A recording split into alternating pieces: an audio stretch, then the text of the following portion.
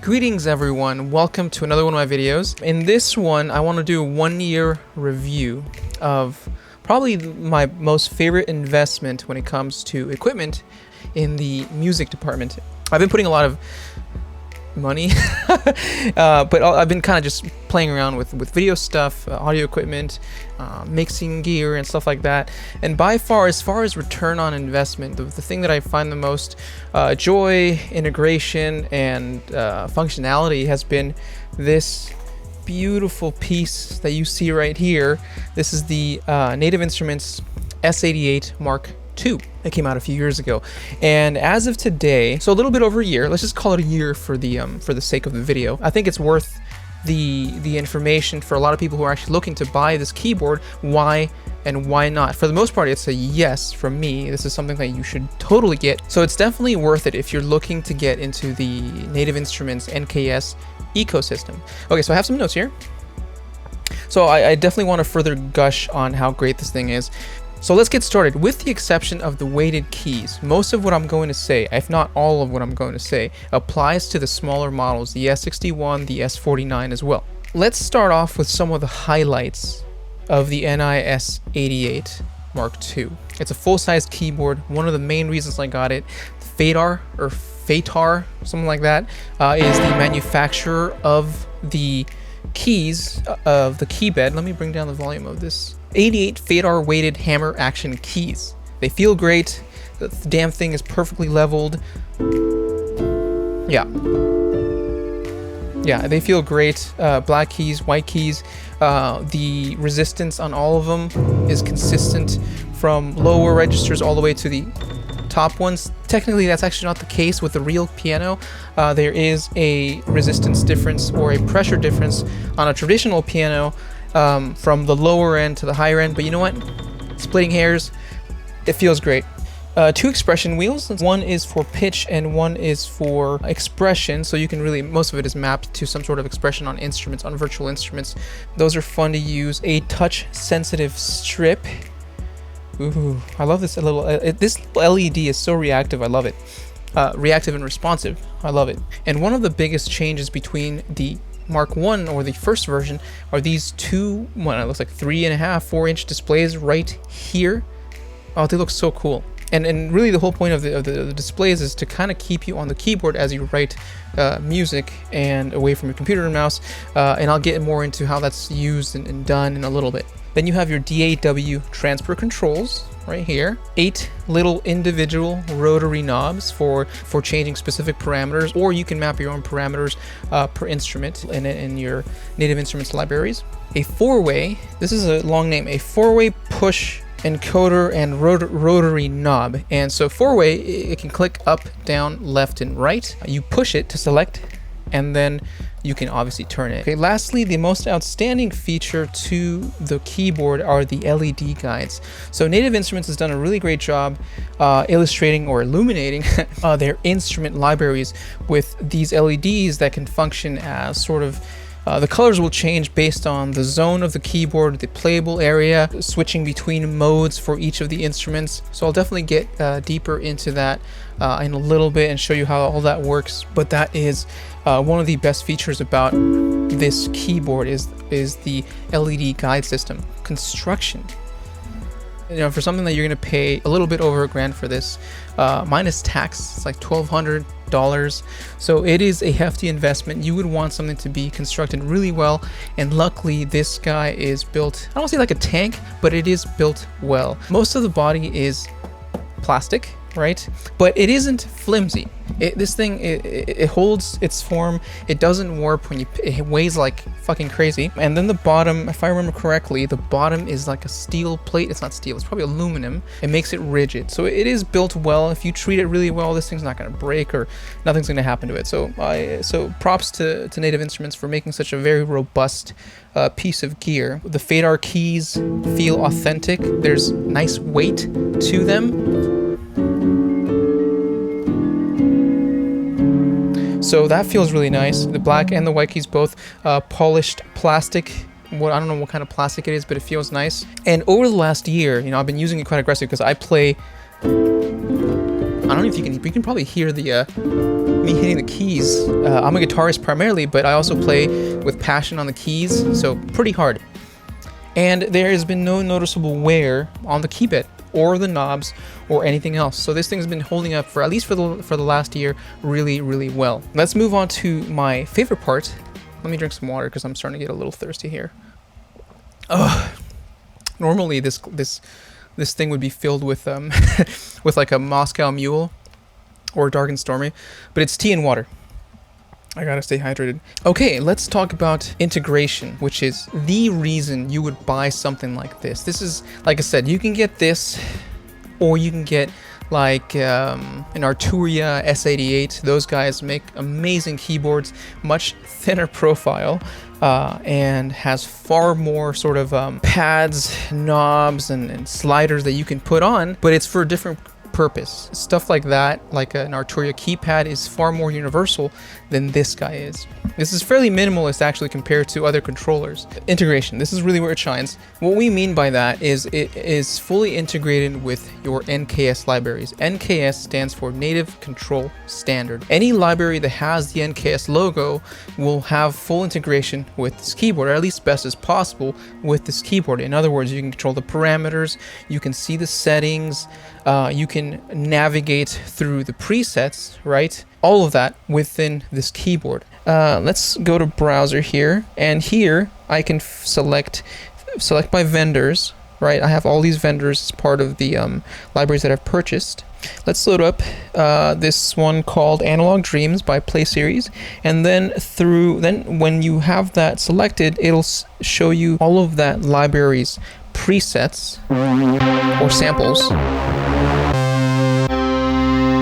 Right, and then you can also browse by type: bass, sound effects, lead, synth, miscellaneous, and so on and so forth. So in this case, let's just browse through leads like this. Hit the knob, and then it loads up that instant. So notice that I didn't use my PC keyboard or my mouse. Everything was done through the keyboard's interface, and I think that's such a time saver when it comes to writing. So we loaded this preset called Bright Strings, and all the parameters that you can see here can be controlled through these knobs, right? Blending between the two sound sources, right? You can change your attack, the cutoff, LFO depth, everything can be controlled through these 8 knobs, and you can also change the assignment as well. The next major part of the integration are these LED light guides, and let me load up a library that will really showcase that. So I believe Sonokinetic is a great one. Okay, so I loaded up Indie, which is one of my favorite phrase-based libraries. So really quickly, the way Indie works is phrases. So you play pre-recorded phrases. The orange section are the playable phrases, and then the blue are the key signature. You play the key signature in which you want the phrases to be played in. So hopefully that made sense. Let me show you exactly what I mean. So I loaded up just this. All the green means it's string section. I'm going to play the key of F sharp minor, and you can see that the key signature changes at the bottom there depending on what chord I'm playing in the blue section, right? So F sharp minor, and this phrase in Indie is being played in F sharp minor, and whenever I change the key signature, it'll change the phrase into that key signature, which is such a beautiful feature. And one of my favorite reasons why, and one of my favorite parts of Indie. So a different phrase.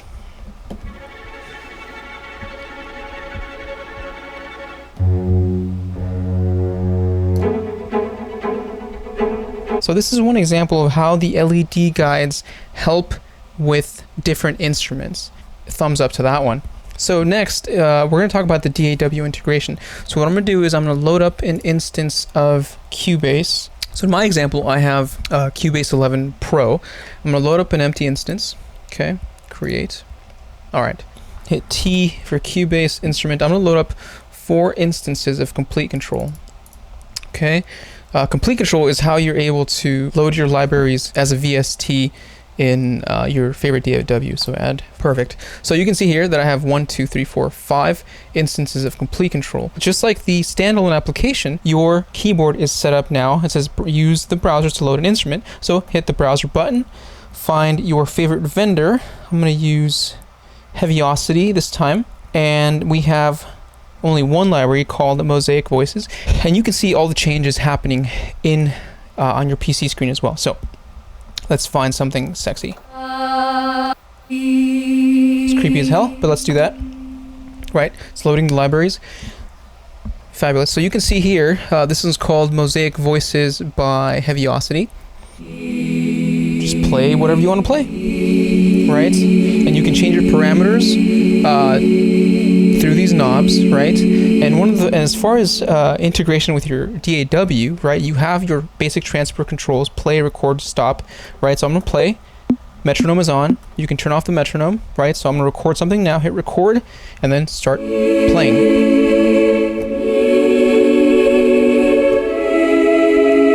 That sounds pretty good. Okay, and then stop. Knob helps you do a scrub. Play from there.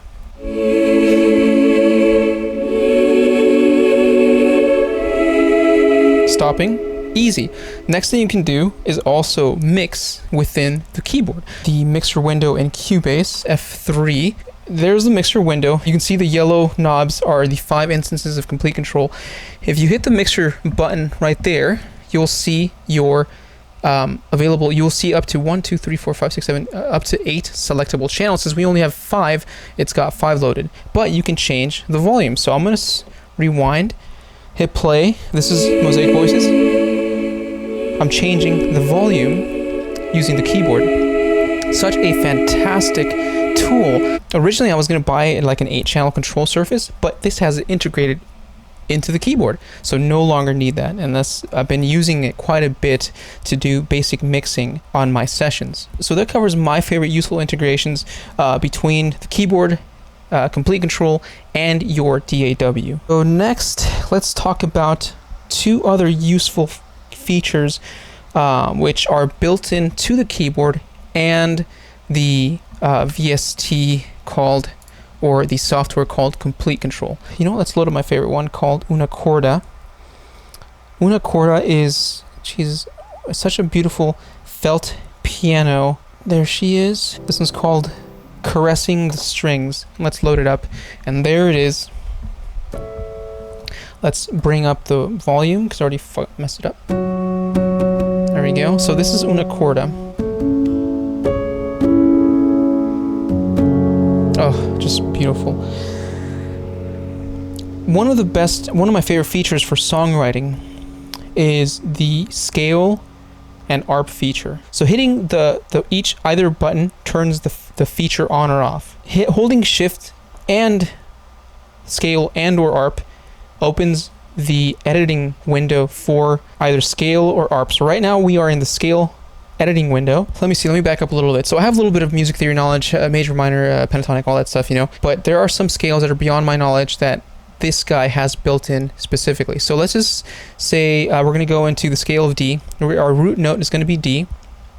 We want to have a minor scale. Let's just do a Japanese scale. And what this whole thing does is the keys light up for the available notes in that scale. So for example, we have the Japanese scale.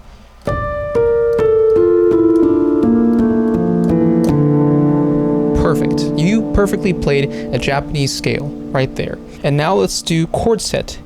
With chord set, you're able to play a preset of 12 different chords within a key signature.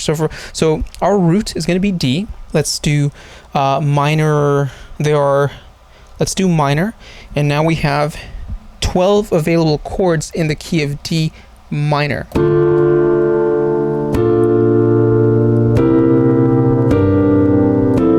Right, so this is so useful when you're trying to compose music in a different key signature, or maybe you're just not really good at figuring out chords in a specific key signature. You have 12 available notes in that key signature, and there's multiple. So in the minor section, there's 1, 2, 3, 4, 5, 6, 8 different minor banks, and probably the same for major. Yeah, there are 8 major banks as well. So in any key signature, you have 8 banks of chord sets in either major or minor. And the last part of scale is Harmonizer. I don't use this one that often, but let's say we're back in the Japanese scale in the root of D. So when you play any of the notes that are available in the Japanese scale, it will harmonize with the nearest notes, right? So this one is using the first, the root, the third, and the fifth to harmonize, right? And you can change the position from root to first, right? We'll do, second position, third position, right? So this could be useful for finding harmonies to melodies, I can see, but I haven't really delved this deep into the functionality of the keyboard. So that is the Harmonizer. And then we have the ARP feature. So Shift ARP to open the ARP settings window. Hit the little blue button up here to actually turn it on. So right now it's defaulted to 16th notes, which is incredibly fast. Let's go to 8th notes. So you can play your standard chords. So in this setting, what it's doing is going to ARP through the notes that you hold. So I'm holding a chord, it's going to go up. You can go down,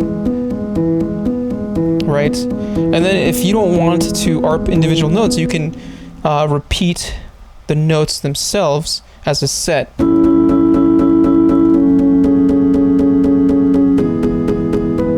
Right? You can combine both ARP and scale, right? So if you found a chord, let's just go to the scale of E in minor using the second minor bank, turn it on.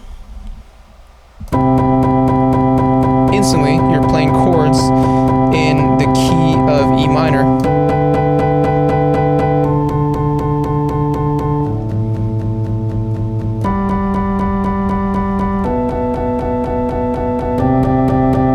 Beautiful, right? Fantastic for scratching up ideas, finding new ideas, writing songs. So those are some of the useful features that I personally enjoy from the S88 or the S series in general. Like I said, this really applies to all of the S series keyboards with the exception of the weighted keys. So price point. As of now, on their website, this thing retails for about $1,049 plus tax. So, it goes up and down a few bucks every now and then, but expect to pay over $1,000 for this model. Is it worth it?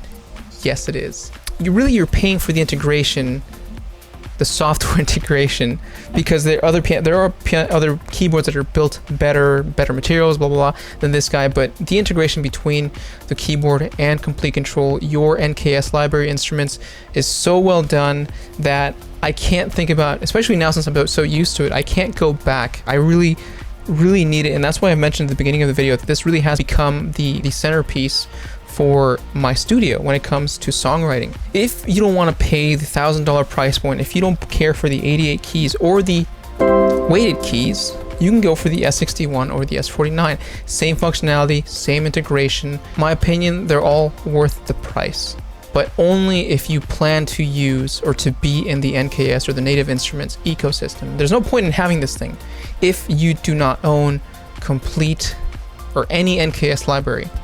Otherwise, it's just a big glorified Casio keyboard with knobs and functions that you can't use. But if you are looking for an integration with your Native Instruments libraries, VSTs, or to get into the whole NKS ecosystem, this is such a great investment for your studio. So I highly recommend it, and it'll save you a lot of time in your studio workflow. Okay, that covers most of my experience over the last year using this keyboard. It doesn't have to be just Native Instruments. It can be Spitfire Audio, it can be Vienna Symphonic, it can be East West, right? Quantum Leap, I believe, something like that. They all those huge sample library manufacturers are using the NKS standard. So there are countless libraries that you can purchase for Native Instruments, and it'll all work seamlessly with the keyboard. If you made it this far, big thank you.